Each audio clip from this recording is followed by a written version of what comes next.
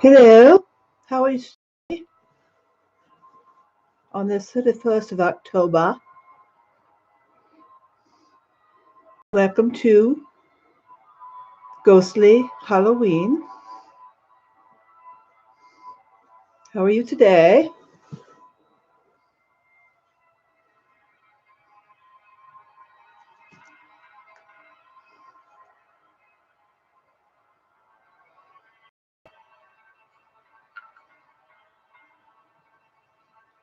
I'm going to have a lovely bunch of ghost stories today.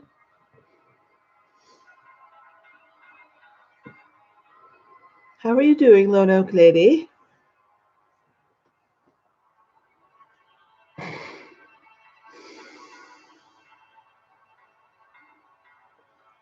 Fix my crown. Oh, it seems to slip all the time. I don't think we have tornadoes in England.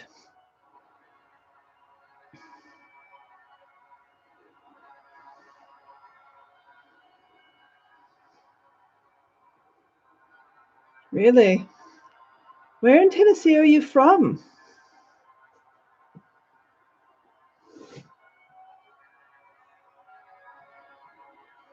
How does one keep one's crown on? I've always wondered. Do they like glue it to the hair? Oh.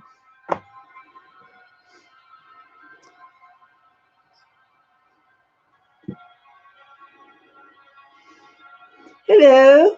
Hello, Tammy. How are you today? Are you having fun this October the 1st?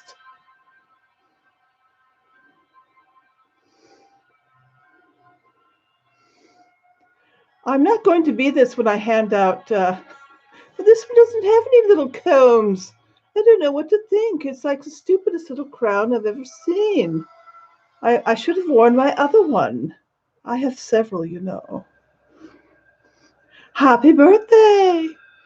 Oh my goodness, you're a Halloween girl? Yes, usually attached to something, I guess. Well, we're going to tell ghost stories today. I might revert to my normal voice, however. I don't know how long I can put this up without cracking up.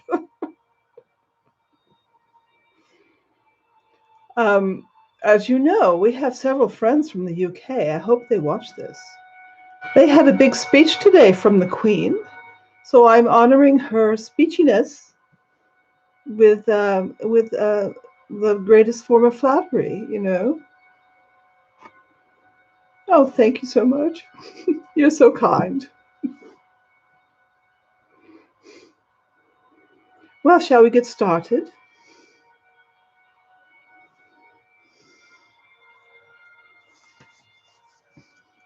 Can you hear me okay? Is the music too loud? Oh, it's Scott. I'm so happy you're here, Scott. Well, are you having a lovely October, Scott Harrison? It's so nice to see you. You lovely man, you. I just love bald men. Just like my husband, he's kind of baldish, and my grandson, who's kind of baldish, and my son, who's kind of baldish. Hello, Doomsday. Oh, you're having scones. What kind of scones are you having?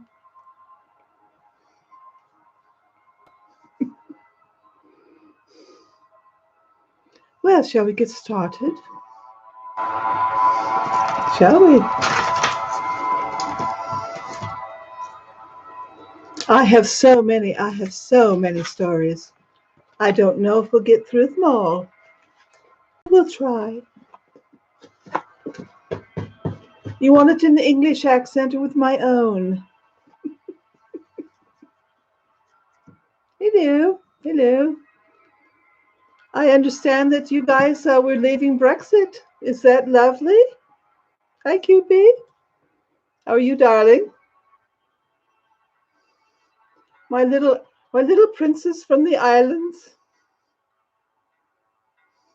We feel quite protective over you people over there, especially with the British Virgin Islands. Yes, we watch over you even though you don't know it. Usually with big binoculars. Really big binoculars. They're like, huge. That's what they tell me anyway. Hello, Ro.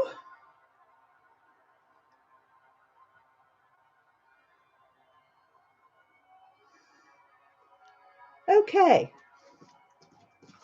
Do you want me to keep up the accent or go back to normal?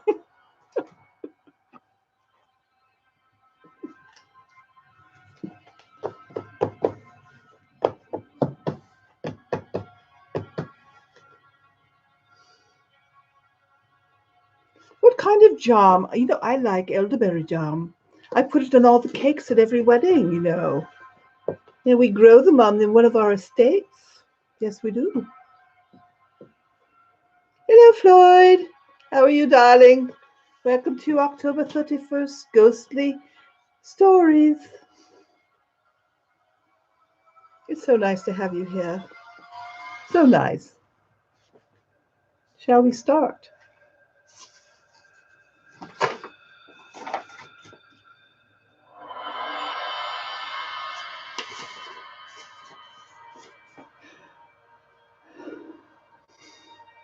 I don't know if I should stay in character or not. Well, I'm not sure how to say some of these words. So I might just have to leave character just for a little while.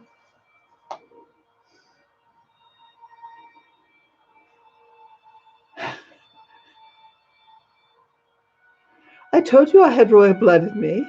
Now you believe me, don't you?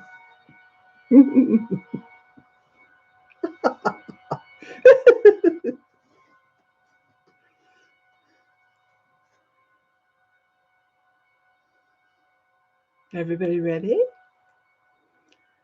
When I was about 12, getting ready to be left at home, something used to shush me. Probably like the Queen. Shush! I'd be pouring cereal, singing along to the TV, and suddenly, shh! First time it happened, I absolutely crapped myself and didn't say a word until someone would believe me. How lovely. It's important to be believed,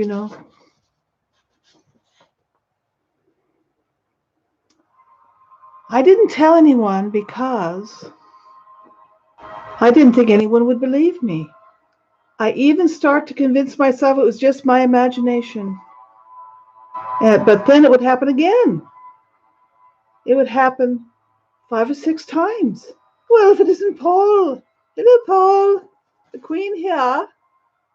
How are you, dear?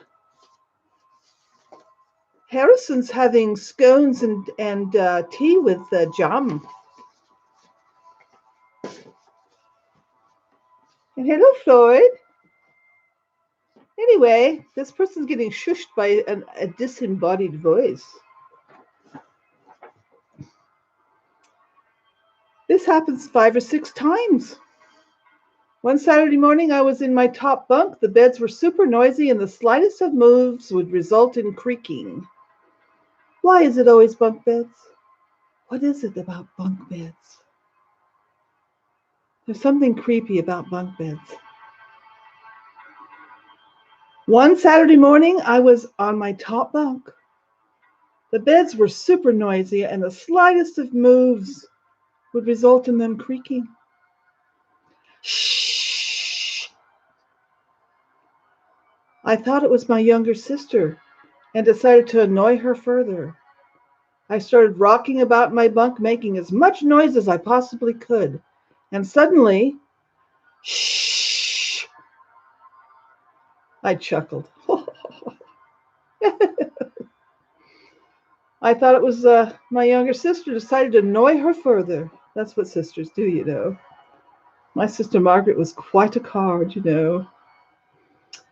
I started rocking about in my bunk, making as much noise as I possibly could. And suddenly, shh! I chuckled, still thinking it was my sister. And then she whispered nervously from below, "Was that you? The shushing? Was that you?" I popped my head down and said, "No, it was you." She looked terrified. Her eyes welled up with tears and she said, "No, it wasn't." She ran out of the room crying and wouldn't come back in for a long time. I realized it must have been the shushy ghost and was overcome with relief that I wasn't crazy because someone else had actually bloody heard it. Yes, you heard the queen say bloody. She bloody heard it. Haven't heard it since. I'm always kind of waiting. Oh, Margaret used to do that to me all the time. She was quite a naughty girl, you know. Always getting into trouble. Mom was always having to pay off boyfriends.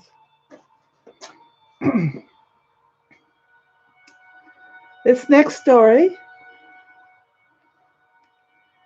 is from Dread Becomes You on Reddit. And this is within the last few days. These are all very, very recent stories posted. So you're getting the top. Yes, I'm the queen. Yes, I am. Oh, you figured it out. I'm so touched. This October, I thought I would be the queen. I'm related to them anyway. I figured, hey, you know, it wouldn't be cultural appropriation then, would it? You can't say, well, you can't wear the queen's crown. Oh, yes, I can. Anyway, here's the story. This is the first time I am putting my paranormal experience to text. The following story took place while I attended an all-male military boarding school approximately in 2004. You know, I sent Charles to one of those, and he was such a baby. He just cried all the time. He hated being there. Such a pussy. At age 14, my parents sent me to a military school in Virginia for bad behavior. Well, that wasn't Charles' problem. He just didn't have any behavior. The school opened in the 1800s. Many buildings on the campus had been around for over 100 years. That's a big red flag, isn't it? You know, it's over 100 years old here anyway. You know, over in England, it's like your queen's practically over 100 years old.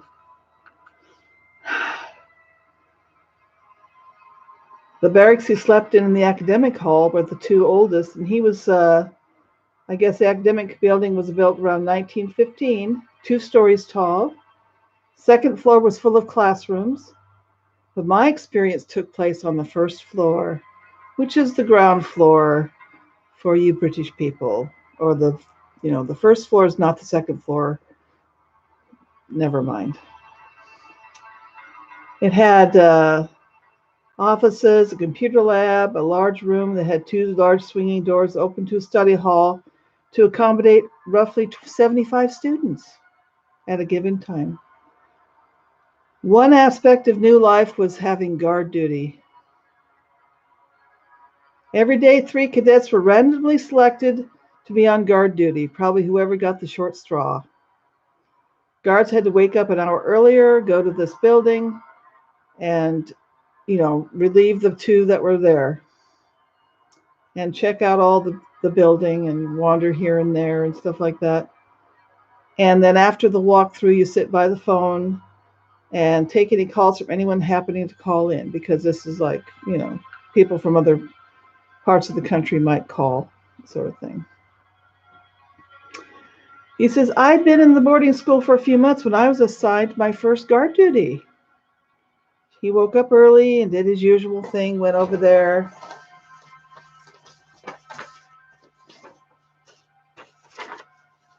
Hello, Mr. Munch. How are you? The Queen here. So lovely to have you. So lovely, so lovely. Yes, indeed. I love the artistic types. They're so broad-minded.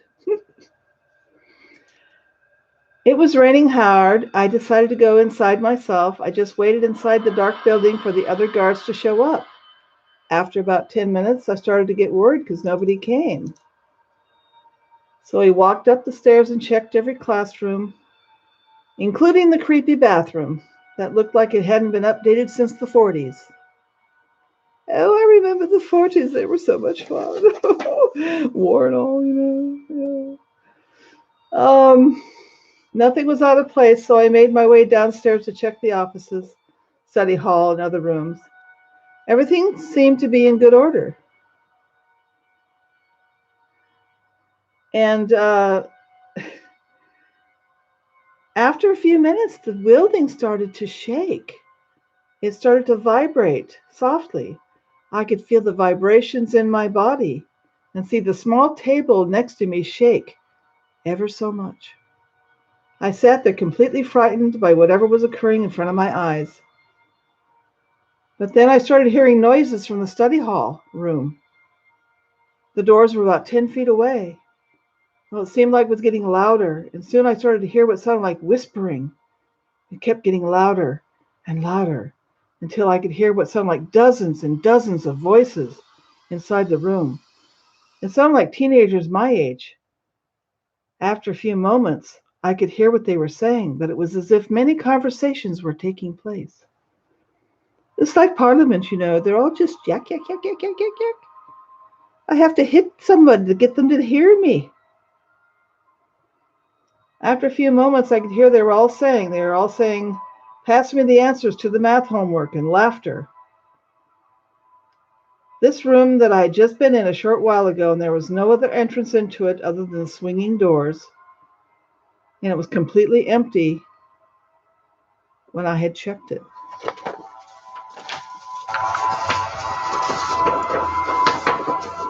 That sounds lovely, Mr. Munch. But now I was hearing what I can only describe as a room full of voices.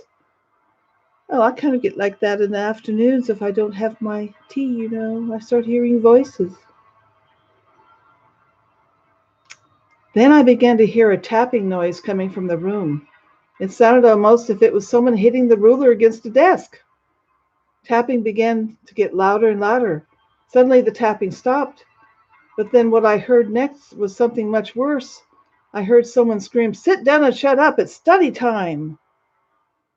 It was incredibly loud and unmistakably, almost as if there was an instructor in there screaming at a room full of cadets. I sat in my chair wanting to bolt out of the building, but I was too scared to move. My heart was pounding in my chest, and I was breathing incredibly hard. The building began to shake again, and I sat there in silence in the chair.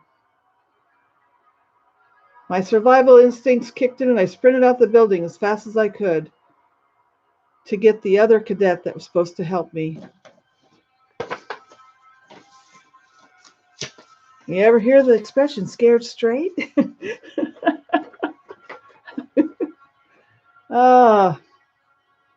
And they went back in with his friend, the other cadet, and the room was still empty.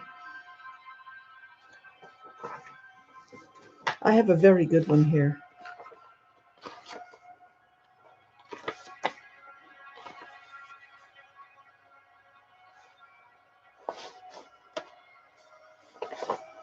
Oh, here's a good one. Here's a good one. Are you ready?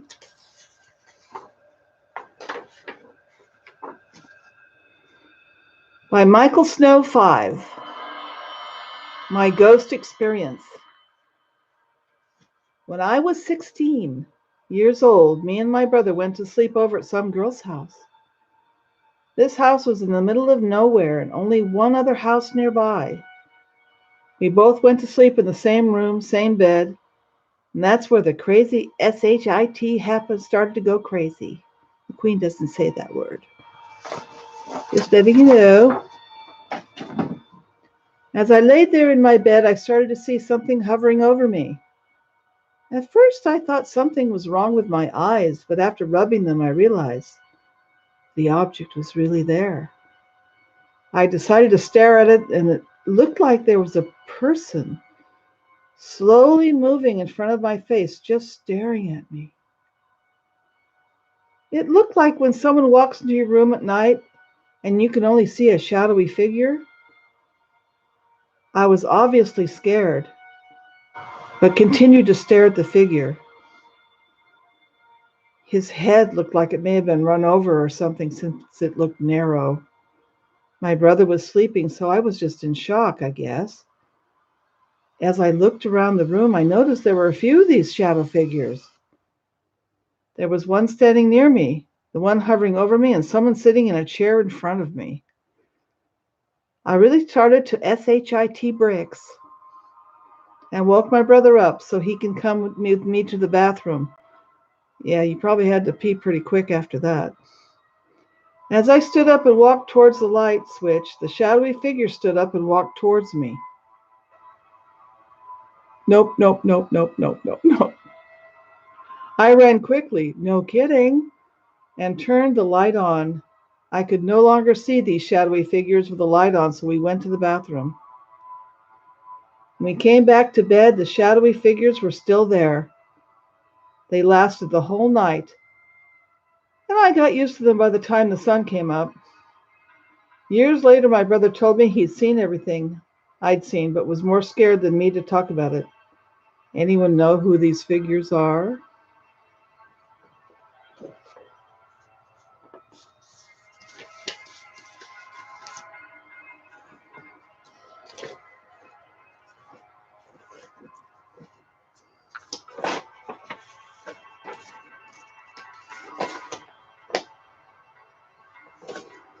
Oh, here's a good one.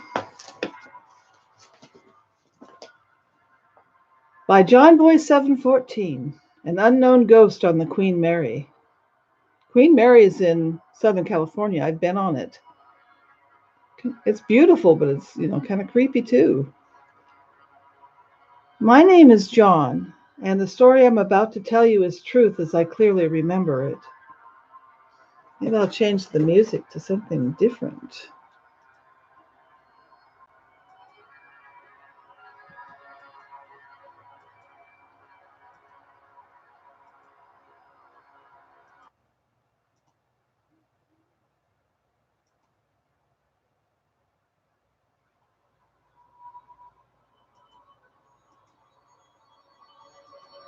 There we go. Ha! I laugh in the face of danger. That's how I feel when I see Boris, I feel a little creeped out. Isn't he a creepy looking dude? Kind of looks like a hedgehog without the hedge.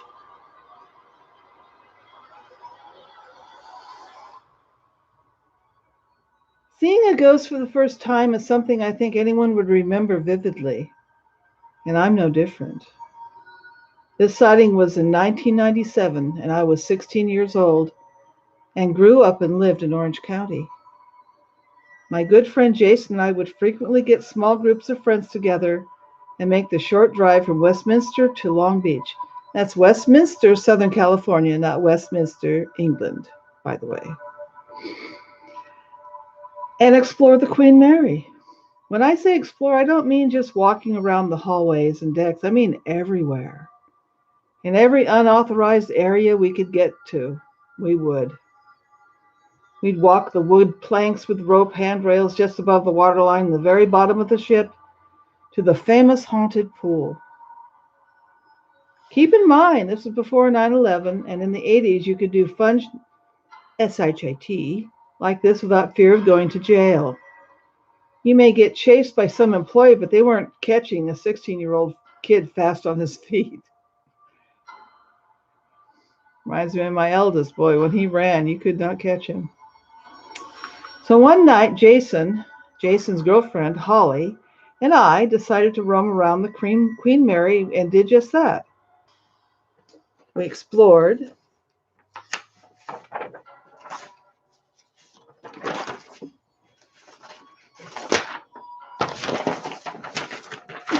Sorry. We explored, went to our usual typical spots. Nothing special.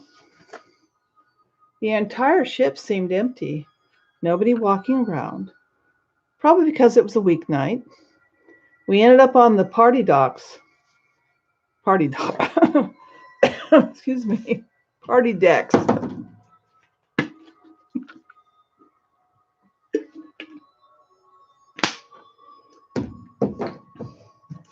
Where are my servants to hold my water bottle for me?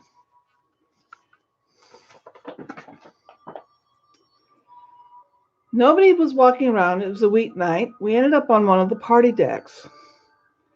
There were large speakers set up for music and an area for a dance floor and a stage for a DJ. Hello.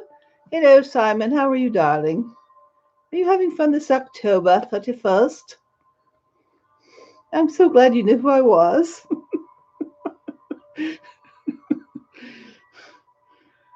When I was working in a rehab facility and I showed up like this, they thought I was one of the patients.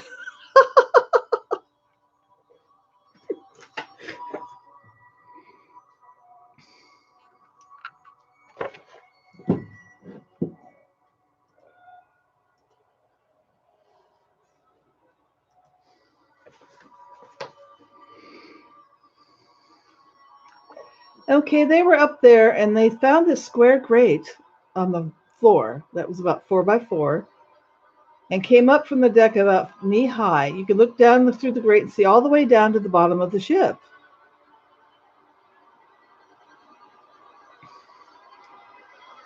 There was a ladder running from the opening below to the deck all the way down, with every level having a watertight hatch leading out of the shaft. This was somewhere we hadn't been before. And before and until that moment, didn't even know it existed.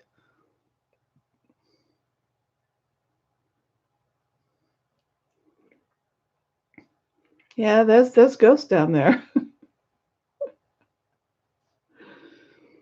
We wanted to check it out, but the grate was screwed down. I thought that we were done, but before I could say, let's get out of here, Jason began unscrewing each screw with a coin. Resourceful young man. His girlfriend and I kept watch while he worked on the screws. He had the cover off in no time. We took another quick look around. It was completely void of people.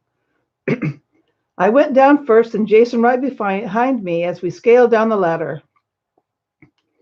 Or should I say right above me? Anyway, please keep in mind that I have explored just about everywhere on this ship and never afraid of anything. I was one of those kids that had no fear. We called them foolhardy fools here. People who play on the tracks like Mr. Harrison. Right, Mr. Harrison? Hello, Claire. It's so nice to see you, darling. How are you and your little wee ones? The queen here, you know. Anyway, they're going down this shaft where they're not supposed to be. And he says he's one of those kids that had no fear. We call that having no sense, actually, rather than having no fear. As we passed the second level and nearing the third, I began to become fearful. Ooh. Oh, my. Not like scared of a ghost or scared of falling several feet to my death, but a different kind of fear. Fear I've never experienced before or since. I had a fear that if I didn't get out, I was going to die. Mrs. Doubtfire. Well, that's not as bad as it could have been. The crown. I don't think he wore a crown. You know, yeah. I had a fear that if I didn't get out, I was going to die. This fear came over me before I saw anything. The fear was building and peaked when I reached the third level. The third level.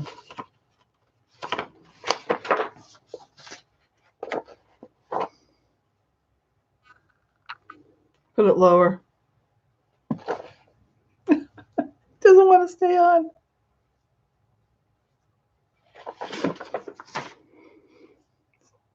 It was just so annoying. It's like, I have to wear my other crown next time. And he's down there on the third floor. He starts feeling fear, okay? That's when I saw him and he saw me.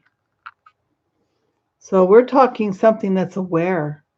It's not a residual. It's not a shadow person. We made complete eye contact.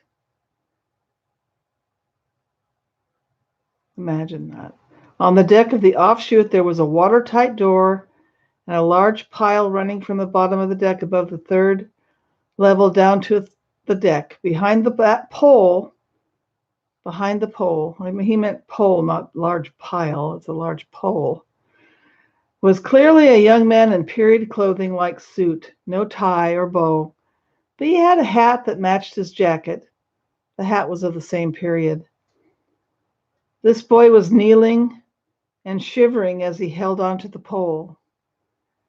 Half of him was obscured by the pole.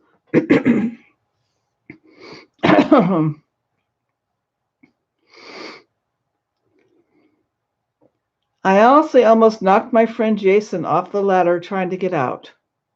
I had mentioned the fear that overcame me. The fear wasn't of seeing a ghost, but a feeling that if I didn't get out, I was going to die. Honestly, I think the fear wasn't mine, but was that of whoever spirit I encountered that night. I don't know who or what that ghostly truly wants, but I can tell you that the last time I ever went back to the Queen Mary. Oh, he learned his lesson, did he? A little squat.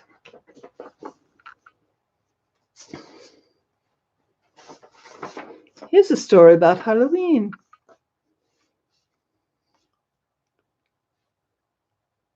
Well, Simon, you saw a ghost. It serves you right. Serves you right. Next story by Pass Me a Brandy. Who is this man?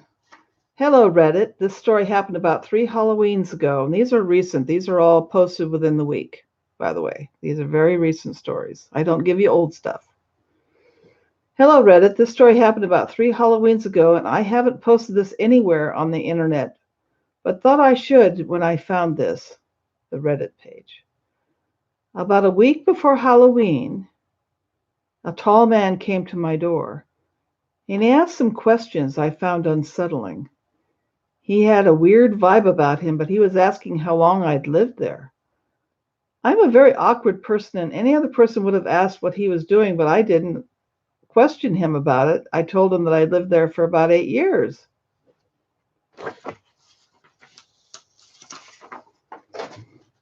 He then said if I noticed anything weird about the house when I bought it. I said there wasn't anything, but he was persistent and asked if I was sure. I told him I was, and then I said, well, he said, were there any unusual noises at first? Which is weird, because thinking back to the time I started living there, for about 3 or 4 days, there was a noise of somebody fidgeting, and there were creaks coming from below the house. But after 3 or 4 days, they were gone, and I didn't have any reason to question it. As far as I was concerned, the problem had been fixed, and I've lost my music.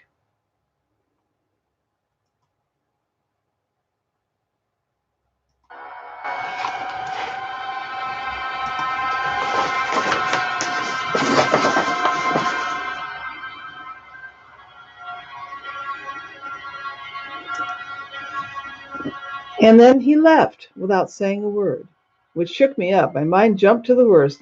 Things like maybe he lived under the house for a week and something wasn't right about this.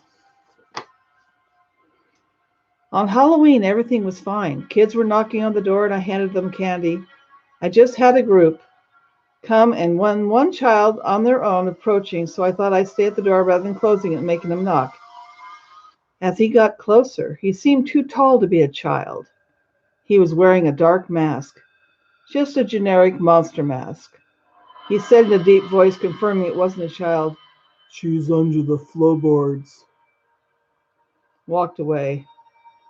This sent chills down my spine as I instantly remembered the man asking about noises.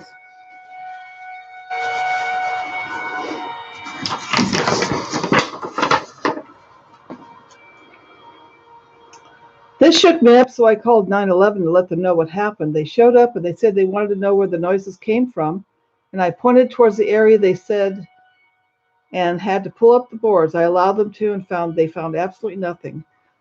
They should know they have to dig deeper. Okay. You got to dig, at least 3 or 4 feet down to find anything, right? I hate how this man knew there were noises. Or if it's just a sick joke. I don't know, but I really hate Halloween because I never know if he'll come back. It's like the Men in Black kind of thing. That's creepy.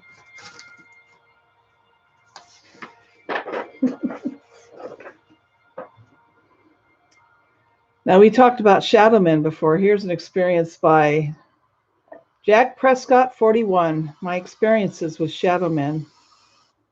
I was never really a believer, mostly made fun of the thought of shadow people until my mom got me a Ouija board. I was asking for one so long, and finally my request was met with some cheap old piece of wood from eBay. I mostly just use it to F with people. My dad sometimes joined in, used to turn off and on the lights. So here he's playing with the Ouija board and his father's pretending to turn on and off the lights, and that's just not nice. It was fun. After some time, it got chucked under my bed and never seen again. But what I didn't know is that I had released some kind of shadow man that loves to F with me, and I mostly just ignore it now. I used to have horrible dreams of 20-foot men over me just watching me for nights until I started to see them more in the real world.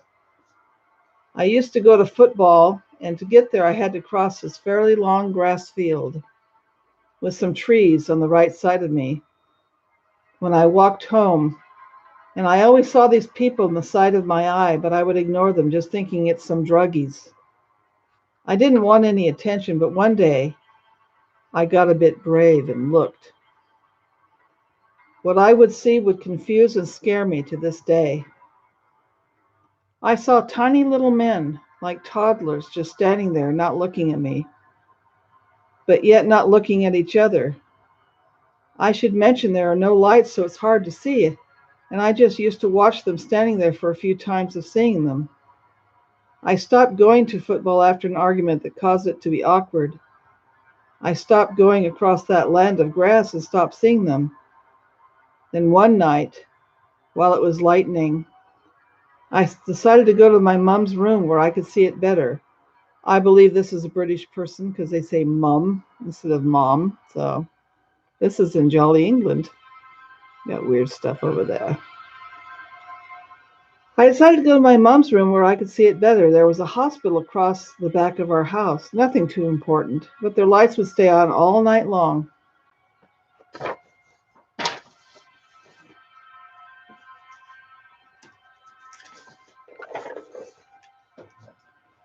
I followed the bolt go down the back of the hospital. I noticed there was someone standing in the parking lot.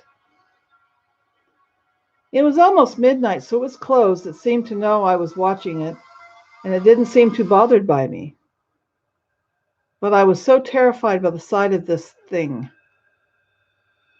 It was blacker than black. No logos to say what clothes it was wearing, no hood to hide a face, no hair to show it was human. It was just black. As soon as I saw this thing, I ran downstairs, got my shoes on, and ran out the door searching. I didn't find a thing.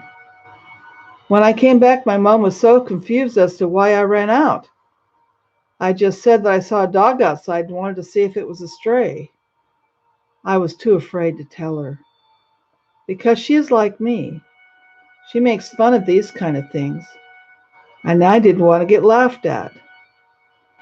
I told friends about this encounter and they all just seemed to shrug it off as some druggie's high on something. That was 2 years ago, and I still haven't gotten over that thing. No eyes, no mouth, not one little thing to show me it was living.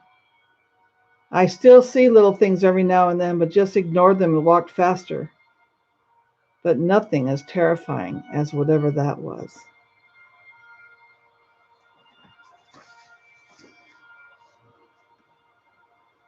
This next story is by Huffy Poofy. When I was 14 years old, my family moved to a smaller home in an older part of the city I grew up in. My older sister had moved out a few months prior after turning 18, so my parents decided to get a smaller place for us. It was a 2-bedroom house built in the 50s. Charming home, but creeped me out. The hauntings happened not too long after moving. It started with the sound of breathing outside the kitchen window. It was a throaty, deep breath, like some choking, a cross between a sigh and a cough. Kind of like, M.A. when he has a cold. It was happening every few seconds or so. My dad once went to part of the house where he thought the breathing was occurring, so he wasn't the only one hearing it. But it stopped when he got closer to it. Our neighbors next door didn't own an animal, and they were a quiet middle-aged couple. It happened every morning between 7 and 10 when my family would eat breakfast. We all heard it. My parents and I, my sister when she would visit. Weird thing was, it would respond to us. We would mimic the breathing and it would get louder.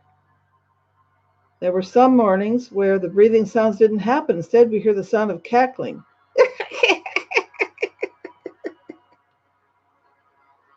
A throaty, grumbly cackle. Trying. Like something was messing with us. This would go on constantly to the point that we brushed it off and tried to ignore it. My mom just told us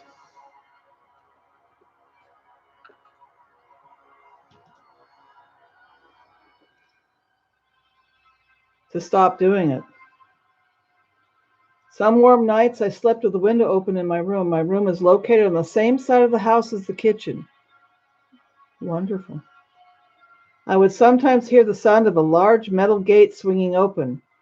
The weird thing was, we didn't have a gate. Our neighbors next door didn't either. One day, when my sister was visiting, we decided to investigate further. We were home alone. My parents were going to the farmer's market early in the morning, and we were eating breakfast in the kitchen when the breathing started. We began to mimic it again. It got louder and louder. When we got louder, it got softer. When we got softer, we decided to investigate. We walked to the part of the house where the breathing happened. It got heavier and louder the closer we approached. Once we got to the point where we knew it was coming from, it all of a sudden stopped. One day, the sounds all stopped. Since I moved out in the past 10 years, when I visit my parents, we haven't heard the sounds from the windows again. Still don't know what it was. It frightened us.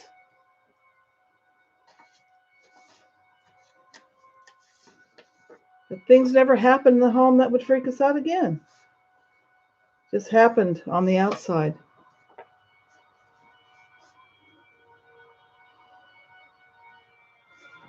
Oh, I want to tell you a particular story that's really good. Some of the best stories are from the Philippines. I have a Filipino, one of my besties is Filipino. And they're very psychic people, generally speaking. That's what I think anyway. That's my opinion. She seems to be very psychic. Let's see if I can find the story.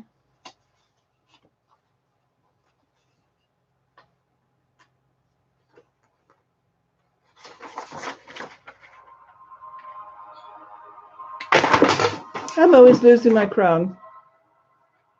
Stay on there, you stupid thing. I'm going to have them do something about that.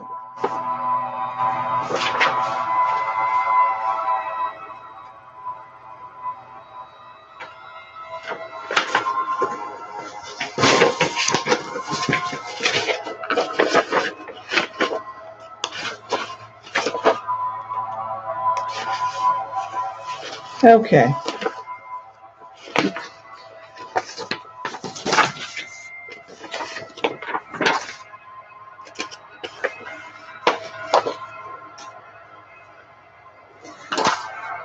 Okay.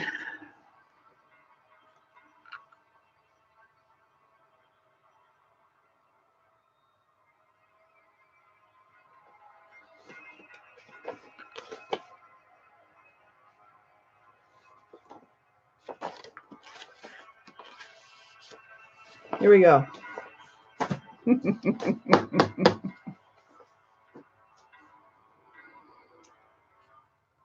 This is another one from Huffly Poofy, Haunted in the Province. So this is a true story that happened to me when I was 13 years old. It is my first most notable paranormal experience that has honestly remained in my memory for the longest time. My parents claim I had one when I was younger, but I don't remember. I've had experiences since, but I usually pinpoint this as being the turning point of my life. I've only told this story to my husband and my family, and I've never really made it public. I also choose this story to be my first Reddit post. I come from a Filipino-American family. My parents immigrated here back in the late 80s when my sister was 4. I was born in the States in the early 90s and grew up in a pretty average community here in the USA, making tons of friends from different cultural backgrounds. I was lucky to have this opportunity to grow up in a pretty diverse multicultural area. My parents, coming from the rural provincial life in the Philippines, brought a lot of folk stories with them to this country.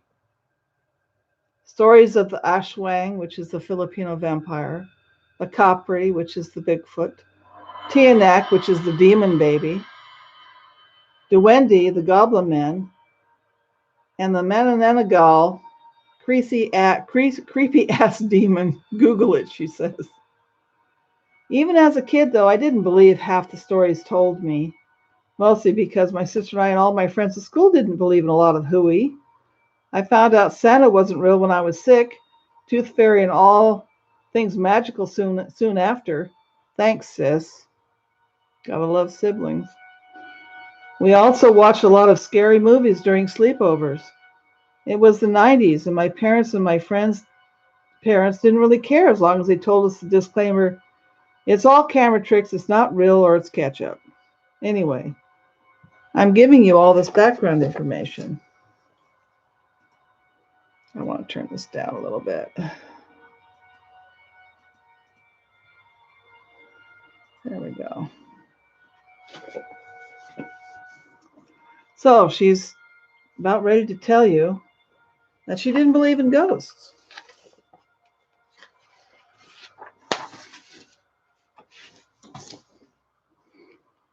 Or anything paranormal.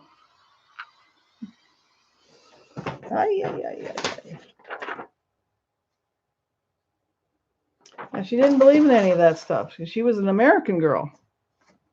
Her parents, she considered them superstitious. Despite the stories my parents told, they would tell us as if they were fairy tales. I didn't believe anything until my trip to visit my mother's province in the Philippines. It wasn't the first time I visited. The first time she went was she was 3, and I'm thinking that's when she had the other experiences when she was 3 and doesn't remember. We spent a week in Manila and then took a bus trip up north to the province where my mom's family is from, Ilocos. She grew up in a small rural town where generations of my family lived their lives and eventually passed on so that the next generation can live their lives too. With that being said, my sister and I were told that it was a place full of spirits. Some were ghosts of our ancestors who would like to greet us, and some were nature spirits, duendes, who would like to interact with these new faces. My sister and I, teens at this age, were used to mom and dad telling us these things and brushed us off as weird, as fairy tales, as spooky. When we arrived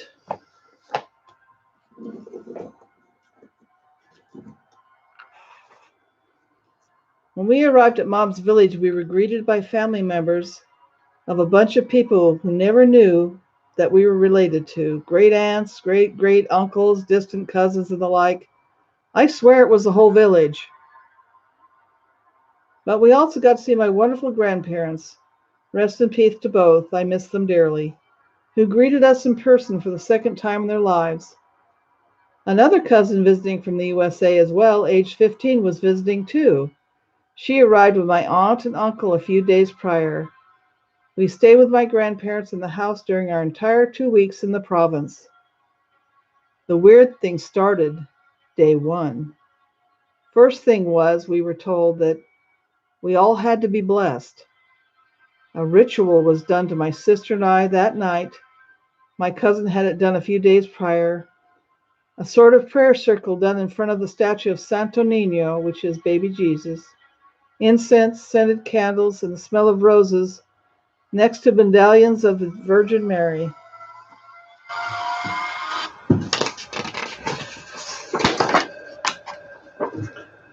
My sister and I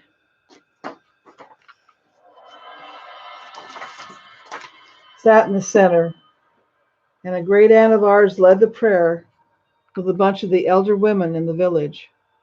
They have female shamans there, by the way, just to let you know. Although a lot of them have been oppressed because of the Christian religion. Same with Korea. They're coming back, though. They're coming back. The female shamans are coming back, which is a good thing. So here they are in the center, and the great aunt, and the elders of women of the village, my grandma, my mom, and dad. My parents told us it was to bless us so that bad things didn't happen to us when we were there. I don't know exactly what those bad things were. However, we were told it didn't prevent us from being visited, and it didn't protect us from upsetting anything. I guess they did this when we were little kids too, so we didn't play with the invisible things that roamed around the house and the village.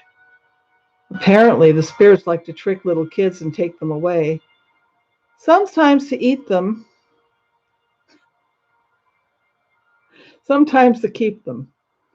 The following day was normal, played games with my cousins, explored the village, hung out with the kids my age who wanted to know all about my life in America, while I wanted to know all about their lives here. We were allowed to play almost anywhere, except on private property, the cemetery, and anywhere that looked gated off.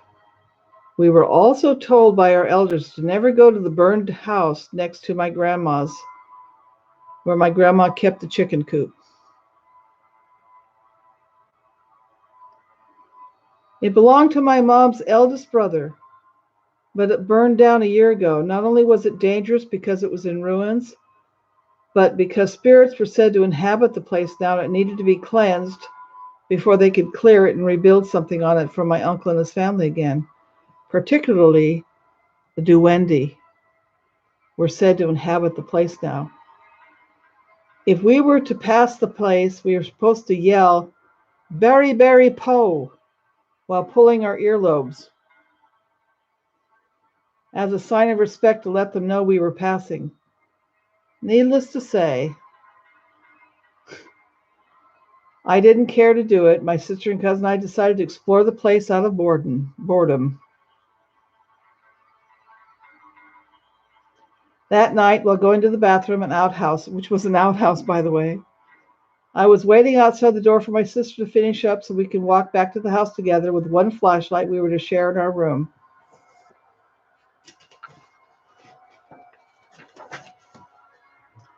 While waiting, I heard laughter. First, it was one laugh, a sort of a giggle, which sounded like it came from one person. Then a second laugh came from a different side, behind a rock near the pathway that led to the chicken coop in the burned house. I shone the light from the flashlight in the directions of both laughters, and nothing. I tried to brush it off as village kids pranking me. I called out for them to stop and no answer. Just when the rustle of bushes freaked, I told my sister to hurry up so we can go back to the house. On the walk back, I said nothing. My sister was moody. She was having stomach issues, blaming it on something she ate, so I didn't try to tell her. I tried to rationalize that night to myself, but couldn't think of an explanation aside from the chickens and the kids from the village, my imagination, or the wind. I ignored it and went back to bed. I woke up the next morning, bruised. The bruises were welts all over my body.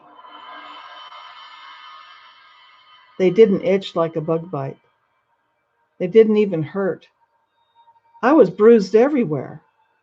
I went downstairs to where my grandmother, my aunts, and my mom were sitting.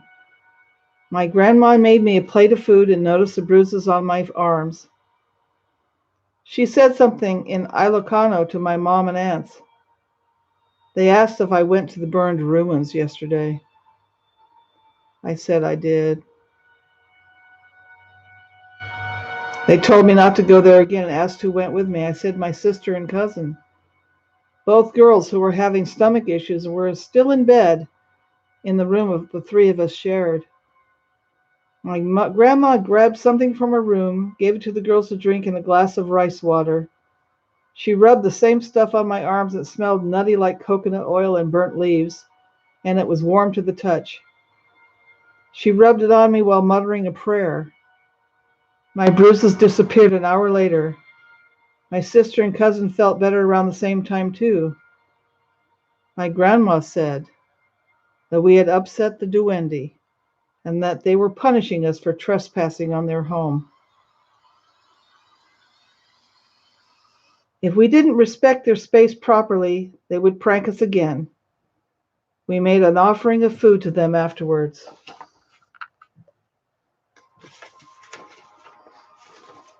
At the burned house. They took an offering to the burned house.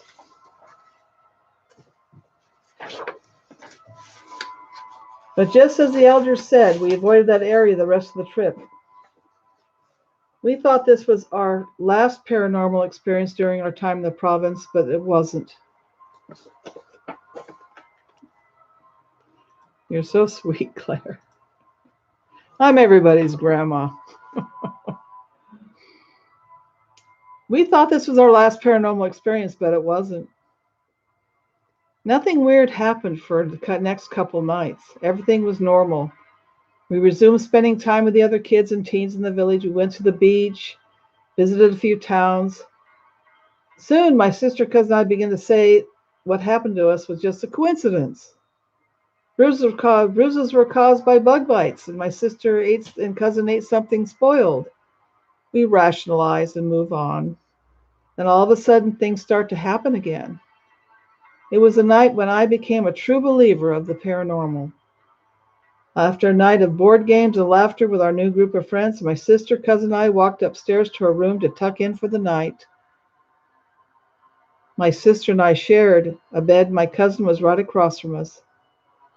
My sister and cousin fell asleep quickly. I stayed awake from the excitement of the day and planned to go tamarind picking the next day at the local farm. Tamarind is a kind of a pod that has a lot of flavor. They make drinks out of it. Hi, my sky. How are you?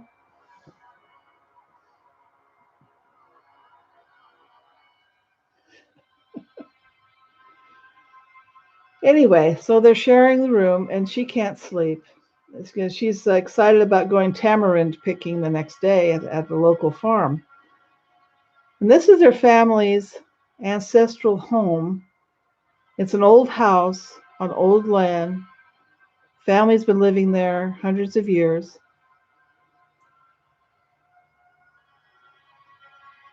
Many family members lived and died in the home. This is very provincial, out in the middle of nowhere village. Made of pure hardwood, both inside and out. Had wooden floors and wooden stairs. Naturally creaky old house. Oh, I'm just lovely. Thank you for asking. Having a lovely October. Last day I can say October. I'm the queen, you know. It had lots of odd noises. After a while, though, you get used to the sounds.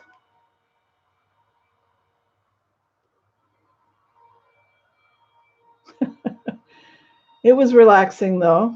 At night, the creeps kept me up. I was lying in bed when I heard distinct footsteps.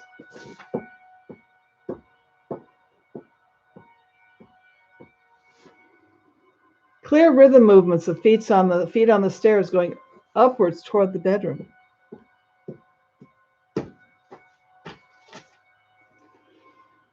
They were slow and steady. Clearly the sound of feet on the old wooden boards. The doorknob turned, and I heard the door open halfway.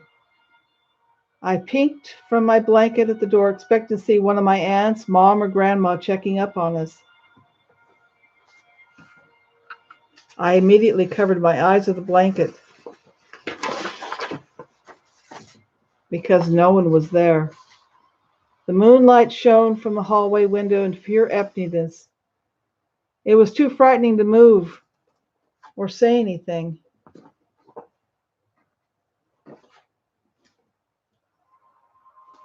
The fear was paralyzing, so numbing that I didn't even try to wake up my sister and cousin. I stayed there, frozen under the thin sheets, eyes wide open in fear. The door closed, the footsteps resumed, and walked away toward my cousin's bed, closest to the door, and stopped where she lay. It stayed in its presence, felt by me even though it wasn't near me. Then all of a sudden it started to move again. It walked towards mine and my sister's bed this time. My eyes were wide open under thin sheets. I could see the light of the moon through the window of my cousin's bed. If a person was standing there, I would have been able to see them blocking the light and would be able to see the shape of their body. I couldn't see anything through the sheets, but it stood right next to me. I could feel it and I was paralyzed. I was still under the covers, refusing to take a peek and pull it completely down. I felt it staring at me directly. It stood there for a couple of minutes, but it felt like an eternity. I think it knew I was awake. Then it decided to walk to the dresser directly in front of the bed of my sister and I slept on. From the bed my sister and I slept on. I heard the lid of an old artistic ceramic pot on the dresser rotate slowly as if being adjusted. The footsteps then walked past me, past my cousin, towards the door, stopped again for the last time. Then all of a sudden, the sensation of another being in the room disappeared. It was gone. I didn't know how I knew. I just knew it wasn't there anymore. I was able to move again, but I stayed under the covers for the rest of the night, wide awake and terrified. The next day, hello, Glenn. Hello, Glenn. How's Mr. Mink today? How are you? The next day after breakfast, hi, Mindy. Hello, Mindy. How are you? How's Miss Parker? Been having a lovely October. I'm the queen, you know. So the next day, she sat in the living room with her sister and cousin watching Filipino game shows, which brings a whole nother vision to mind. My sister out of nowhere asked us, were one of you walking around the room last night?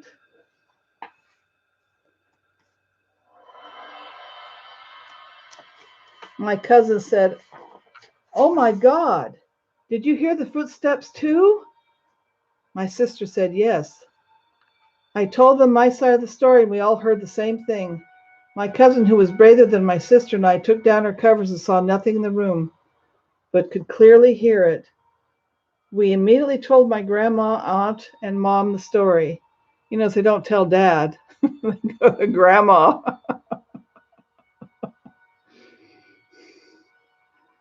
The first thing my grandma asked us if any of us felt sick. We said no. She said, well, that if we felt like we had a headache, to tell her immediately.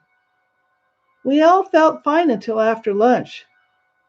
My sister and cousin were fine, but around 2 o'clock that afternoon, before leaving for tamarind picking, I started to get a headache.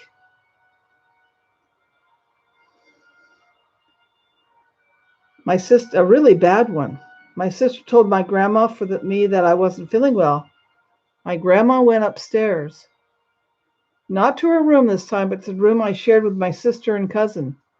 She came back downstairs immediately afterwards with a flowery dress folded in front of her.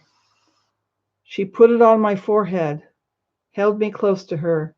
I heard my grandmother begin to mutter, not a prayer this time, but like she was talking to someone, as if she was having a conversation to another person.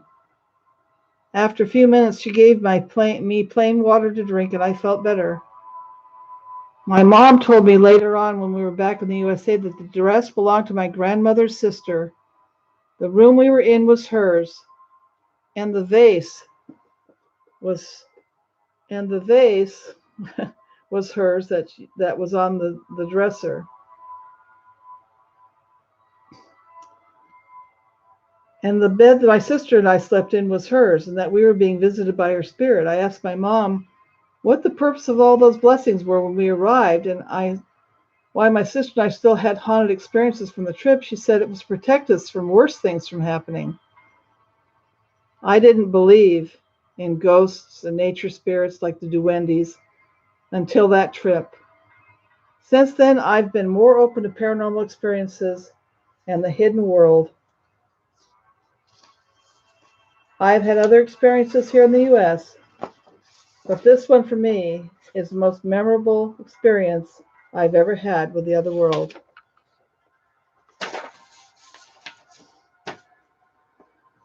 You want more stories, or is that enough for you today?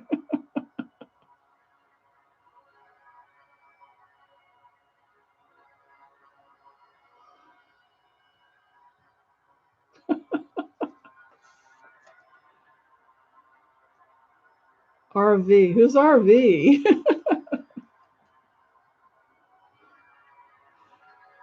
Okay, I've got more. This is from Matzilla2291. I was helping sort through some of my grandfather's mother's spare room of old stuff never used, and within the dusty boxes. Oh, thank you, Glenn. Was her grandfather's red tin of low-grade Victorian pennies. Probably this is British as well. I held the tin and picked up a few pennies as you might, when all of a sudden my back felt hot. I started to waft the back of my shirt, and I felt stinging. I went to the mirror and lifted my shirt. I had gained the cliché 3 scratches from the bottom of my neck to halfway down my back. They're mostly risen out near the bottom with a little blood drawn near the neck. I called my girlfriend over. She was horrified and sent me down the stairs for the rest of the visit. Since we both agreed never to touch it again, but now we don't know what to do with the tin when her mother passes. So, okay, here's one that I don't know. This one's a weird one. I am Skook.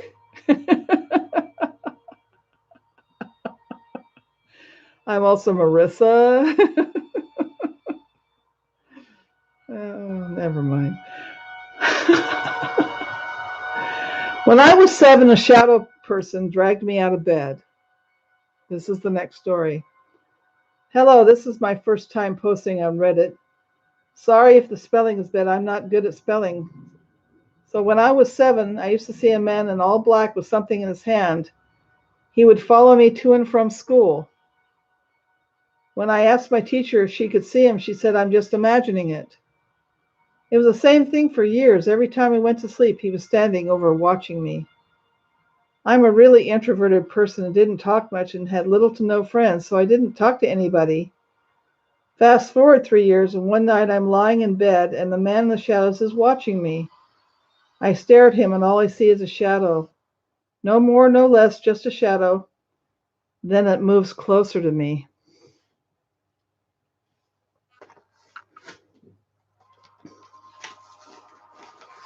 I stared at it, and then it picked me up and carried me to the backyard and dropped me on the ground, and I hit my kneecap on the concrete. When I looked up, he was gone. I still have a scar on my knee. This is when I was 10. I'm 14 now. Last story, my unforgettable. Yeah, it's my last story if I can't talk. My unforgettable experience with the Queen ghost. I used to live in the Philippines, and I have several real-life encounters with the supernatural. Catholic schools, there used to be cemeteries during the World Wars where dead Filipinos, Americans, Spaniards, and Japanese lay to rest. Yeah, Philippines are extremely haunted. You can find all kinds of stories on YouTube about how haunted they are there because the wars were very, very impactful there, so they have a lot of stuff going on. My first experience with the ghost is around 4th grade after a dance rehearsal with my group. Me and Ariel were the ones left on the top floor to do some cleaning since the others already went downstairs. Take note this encounter happened in a Catholic grade school where stories about ghosts are common. We were talking about something when her eyes widened to her left. And I was asking her, "What's going on?" But she continued to ignore me. "Ariel, Ariel." So I decided to look where she was staring at. It was a heavy puff of smoke, like a fatty rain cloud, floating out of nowhere in front of the stadium. Along with the smoke was a disfigured face that seems to be in pain. Face was screaming a quiet scream. She doesn't have eyes, only eye sockets. The weirdest thing about her was she doesn't have a body, just a large puff of smoke and a head with a crown sitting on top of her. She was monotone. Her color was the same as the smoke, gray. She floated 3 to 5 feet from left to right, and she just disappeared. A second after that, my eyes directed toward Ariel slowly. "Did you see that?" We left the top floor and ran downstairs like there's no tomorrow. I don't know what happened next. But when I talked to Ariel about that occurrence, she didn't remember a thing. She did shiver, though, hearing that story. She is now writing a book, called The Queen Ghost. And she says, "Let's just say that Queenie made me believe in the supernatural."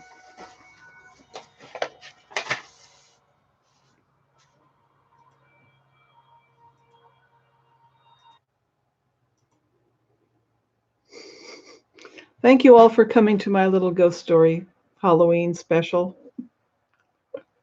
I hope that you have a lovely day. Thank you for coming.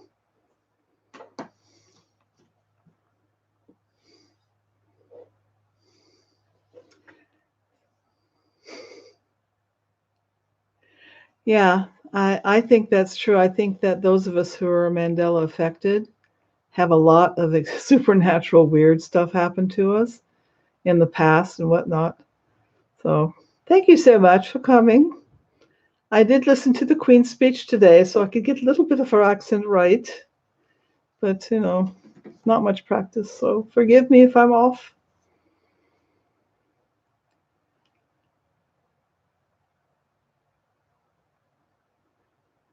But a lot of shadow people stories. Yeah, scary. Goodbye, Glenn, Claire, Cupie, Simon, Munch, Glenn, Simon. Oh, I did Simon. Scott. Anyone else who's visiting, thank you for coming. And you have a wonderful day, and have fun this Halloween. I'm going to be dressing up as a witch. Not a stretch for me, obviously, because I kind of look witchy anyway, but I won't look like this. Kids coming would not know who I was if I had this when I was handing out candy. You all take care. Thank you so much.